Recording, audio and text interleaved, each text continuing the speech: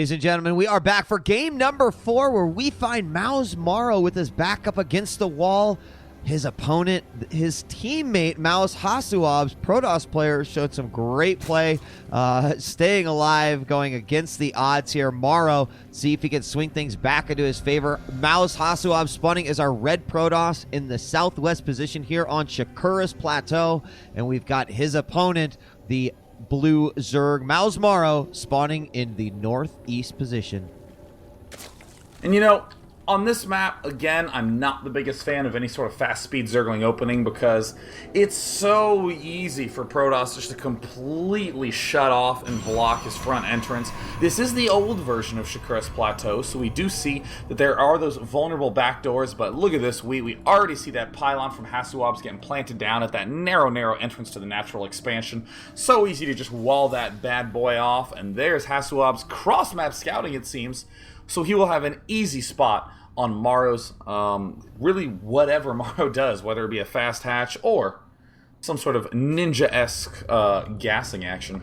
He's going to go gas. He's going to do it again. And, you know, it is one of those things. It's like, dude, even the Protoss is about to fast expand on this map because you can.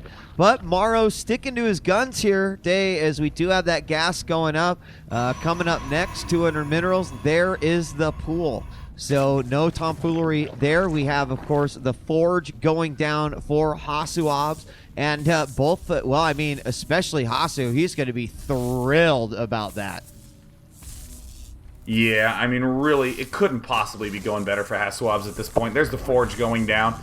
We'll inevitably see a Nexus pop down, but again, in terms of those little edges, just got to make sure that you make that first gateway before you make the cannon, so that way you can tech a little bit more quickly. But of course, we've seen HasuObs have no problem with stretching the thin advantages with his 8 million unit producing structures before units. So there's Morrow now, almost done with his pool. Will no doubt be doing the identical thing we've seen a million times already. Yeah, we'll see when this hatchery is going to go down as well. We do have a, probe is still there. I think, no, Morrow's just going to scout with that guy. Not ready to put that thing down quite yet anyway. He's going to go ahead and get his queen, start his speed as well. But that probe will stay there. He'll force a couple of lings out. That's something that Morrow's been doing anyway. And looks like he went against your request, Sean, once again, as we do see the photon cannon going down. Oh, my face. So it looks like, yep, there's the photon cannon going down. Uh-oh, the drone scout gonna get in. Can he do the manor block? He blocks it off. So, of course, there's the cannon finishing, repelling that drone. See you later, droney. Ooh, very nice. So then we are now seeing extra gas geysers being added by Mr. HasuObs himself, as we see Morrow do the identical thing he's done a million billion times in a row.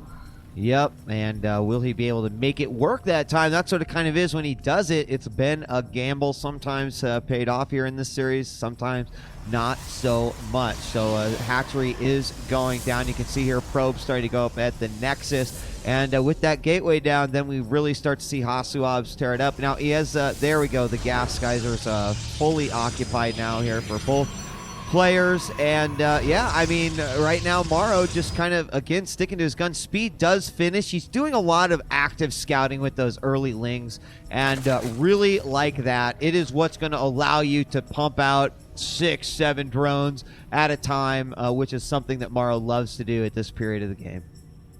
And we see there's that third gas going down for HasuObs. That's an unusually early third gas. That would almost certainly signal some sort of fancy fast tech, likely not going to be some sort of big gateway play. We also see a whole bunch of drones from Morrow moving down to that expansion. And this is, ooh, hey, look at that juicy little Stargate planted nice and bright and clear at the front door. So that does mean if Morrow decides to make any poke at all, he will definitely see it. But interestingly, look at this Overlord that's at the back side of HasuObs' expansion. That Overlord's going to be able to pop into the main and see pretty much everything except that Stargate. That's the hardest for the Overlord to see, but hey, look at Morrow's Zergling did manage to spot that Stargate. Yeah, he's going to be happy about that. It's a completely different hide or lack thereof by HasuObs. You know, almost possibly doing it to send his opponent into something that may not come or may not be as strong as he thinks. He has getting a couple more queens out. The evolution chamber is down, so he can prepare for that. We're not seeing any spore crawlers come out immediately, as these lings will probably continue to check up there, see if they could see anything being produced out of it. And that overlord has not moved yet, but the probe does see it, so he could snipe it away if he needs to. We've got +1 air attack, or missile attack, excuse me, for the Zerg, and that first Void Ray is about finished. We've also got Warp Gate on the way, so while the droning party continues, up to 6 drones now being produced, more queens, we will see that first Void Ray hit the field. Does look like that Void Ray, per usual, popping out at just the right time. Always love when Protosses do this. That Void Ray is going to head to the 3rd expansion, because you'll note that if Zerg is taking a 3rd base right now, there's no way for Creep to have joined it, so the Queens will not be able to defend it. That's always why players love opening with Void Ray, then Phoenixes. And of course, if any of those Queens do try to mosey their way slow style, you got your Phoenixes there to do the damage. It just works out so nicely. See those extra gateway from HasuObs going down. Interestingly, gateways before Robo, so that is a sign that HasuObs would likely want to do a little bit more aggression, but Morrow, being himself, getting the Roaches and Hydras and a very fast +1 range. Yeah, we do have this Phoenix coming out from HasuObs. It will take out an Observer over on the side while the Void Ray makes its way into the main. We see the Hydra Den finishing and scouting Void Ray here as it goes and moves to the back of the mineral line. Will take out 1 drone, but he will save his HP as the shields go down. He also is going to check out that Roach Warren that is there as well. So actually turns out to be not only an aggressive move, but also get some good information. We do have a Spore Crawler going down the natural, now 1 going down in the main, and Creep spreading throughout the entire Zerg base. Looks like the robotics facility also going down, and this is a move that I like as well. Rocks going down by HasuObs, going to take the Happy Face expansion at the southern portion of the map. Also will put him a little bit closer to the Zerg if he decides to get aggressive, move forward. Something we like to see, something that we see the Terrans do a lot, of course, on this version of the map. Yeah, I'm still worried. I'm saying yeah, because I'm so concerned at the fact that Morrow is still doing more roaching, Hydra-ing action. And I mean, if you just look at the center on this version of Shakura's Plateau, it is so locked down and shut off. And I think HasuObs doing the brilliant move of taking the nose on the Happy Face expansion. I mean, all of the Zerg's units need open space, need Protoss to be aggressive at the wrong time, and HasuObs is going to correctly play very, very defensively, very passively, and wait for Zerg to come to him. Couldn't play it better than HasuObs is playing right now. I mean, unless Morrow ends up with some amazing drop play or does some brilliant tactical play, there's virtually no way that Morrow can really break through. And the 3rd base is going to be scouted here, so Morrow is going to get a good idea, knows that this 3rd base is coming down. We got a lot of units moving out here, so he will lose some Overlords that will supply block the Zerg player if that does go down. Nope, he just built a ton of Overlords, anticipating that happening there. So Morrow is going to move back. You can see some creep being spread through here and some tumors put up there as well. And again, we're going to have a lot of cannons put down here. Unfortunately, looks like he is going to go ahead and try to bust through here, start working on these rocks, but the cannons will finish up eventually, and he is just going to open this door for the Protoss. Not sure how much I like that. Looks like he is knocking down the walls. At the very least, he made HasuObs build a few extra photon cannons, and there's the, not the Guardian Shield, the Force Field. He's throwing the Force Field down, so that way he can get a little bit of extra defensive block. That does mean HasuObs very clearly gearing up to play extremely defensively, and ooh, this could possibly be a win move. We see the tunneling claws going down for the Roaches. HasuObs does not have that Colossus there quite yet. There's the first Colossus arriving. We see that again, the Thermal Lance is a full minute off. This is going to be an extremely small window of time for Morrow to try to pierce through here. If he can break through, that would be a huge play, but it is going to be the thinnest of times. Oh, and he's going to try to go after that Colossus right away. He doesn't get anything off. Some force fields do go down. Roach is going to move forward, just try to snipe some sentries. They do take out one. More photon cannons are coming into play, however, and even though we did see a few Roaches lost, I do feel like minimizing those losses was well done by Morrow, going after those sentries, try to eliminate those force fields a little bit. And what did you just moan about? What did you just see? Morrow just finished tunneling Claws and then started Burrow. He forgot to get Burrow when he got the tunneling Claws. This aggressive opportunity is just disappearing before his eyes. What a brutal mistake to make when the timing was just so thin. There is HasuObs advancing forward, continuing to be very responsible about picking off those creep tuners, but Morrow can get a nice little advantage if HasuObs does get over eager and tries to push up before it's time. We see that Morrow is also taking that 4th hatchery by his main, has some pretty good saturation at all 3 of his bases, has a bunch of overlords in his main, not really doing much of anything. There's the upgrade on the air attacks. The +2 is already done on the Roaches, and he's getting the +1 carapace, and the Burrow is almost done. He will soon be ready to do the attack he could have done 3 minutes ago. Yeah, that is unfortunate. He's going to probably have a +1 carapace here at the end of this battle as well. And Colossus going to move around. Another Void Ray joining in on the action. We do have several Corruptors out. We see 7 of them on the field. But again, with those cannons as well, going to do some good damage versus those, so the combination of that and the Stalkers should be pretty scary. Meanwhile, that creep highway going through the middle, as you know, you still got to prepare for an attack. This might be your focus on the map, but should he need to counterattack into the main or something, he's going to go ahead and move on down. Will he go after the pylon right away? Just going to go ahead and snipe away some of these cannons. Got to take out that pylon. Corruptors are going to focus down a lot of these Voiders and the Colossus. Their numbers are following. Tunneling Claws to get closer to these units, and he is going to take out all the cannons, but all the Hydras are in the back. There's still some Void Rays out, but the Colossus are gone. Does he have enough units, though? It looks like he's able to break through, and a couple more Roaches end up swinging in, but that unit count is looking very low from Morrow. He's going to have some miraculous rallies. And it looks like HasuObs weirdly pulling back so that way he can get his probes in there. HasuObs had plenty of units to be able to defend, but still opted to retreat to get the probes just for a little bit of extra defense there. The emergency cannons coming in, but look at this macro from Morrow. This might be the push that he needs. There's the force field that doesn't quite block the ramp. Everything's still squeezing through. And HasuObs suddenly on the defensive. Roach's Zergling starting to stream in. Morrow trying to get some of those cheaper, faster units in. We see 9 Hydras in production. No Colossi anywhere nearby. A Void Ray popping out. And then here comes another push by Morrow, who's just trying to throw money at this problem. The efficiency is just out the window. If he can possibly break in through here, it would be huge. Roach's advancing, starting to eat through the probe line. Now there are more Stalkers out on the field, more force fields, but Morrow's going to continue to try to pull back and regroup, and just has Hatches rally to the bottom side.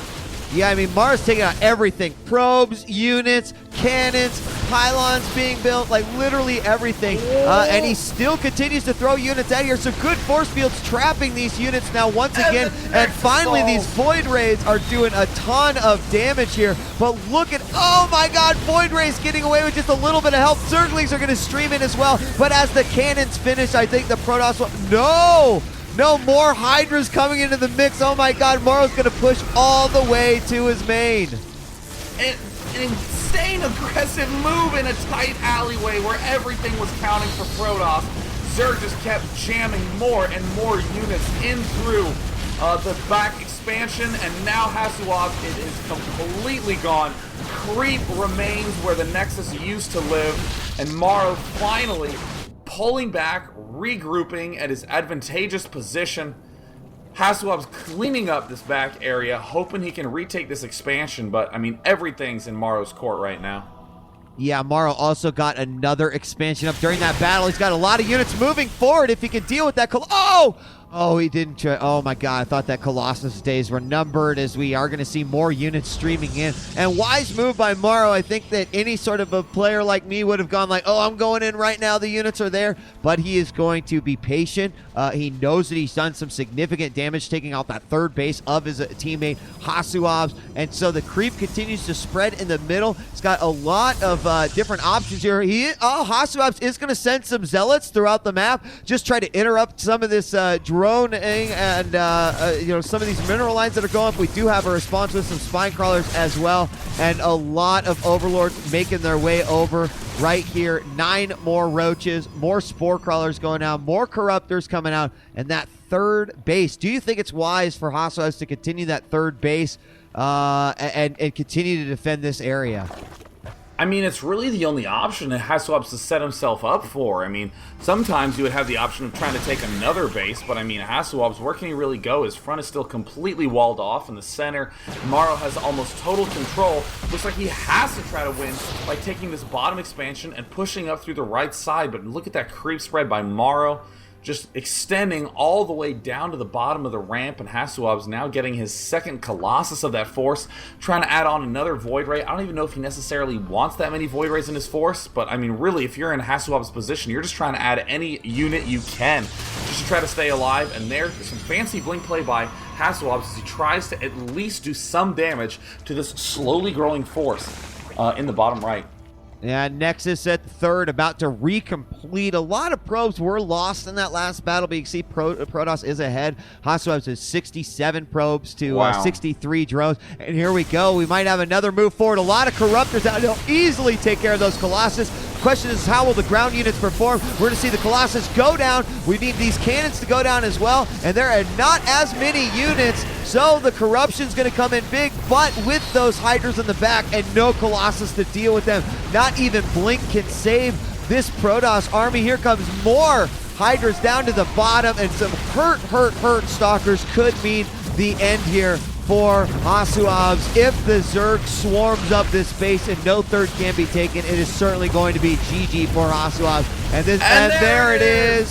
GG. Series of 2-2. Morrow playing the most unusual swarm style Zerg I have seen in a long time. You know the Zerg is supposed to be the swarm, the endless streams of units that just continues to flood, but people always equate that with masses of Zerglings, but no, Morrow's going to do it with masses of Hydras, those slow roaches, with Corruptors and Overlords just continuing to pound that bottom base. I'm actually going to rewind that replay, Wheat. I want to see how long that initial set of battles went on. I mean, units from Morrow just rallied in there. The classic 300 food push from Zerg. It looks like this battle went on for almost 2 to 3 game minutes. Yeah, I mean, not surprising either.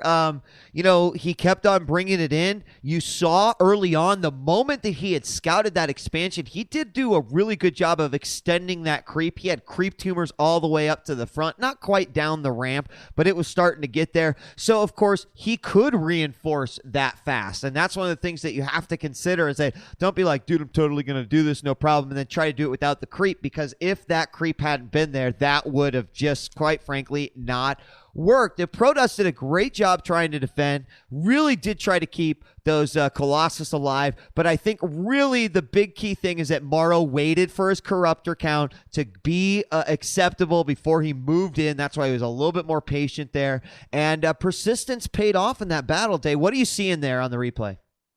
I'm seeing it may have actually been a 4-minute long battle. Yep, looks like he moved down at around the 15-minute mark, and it extended all the way until the 19-minute mark.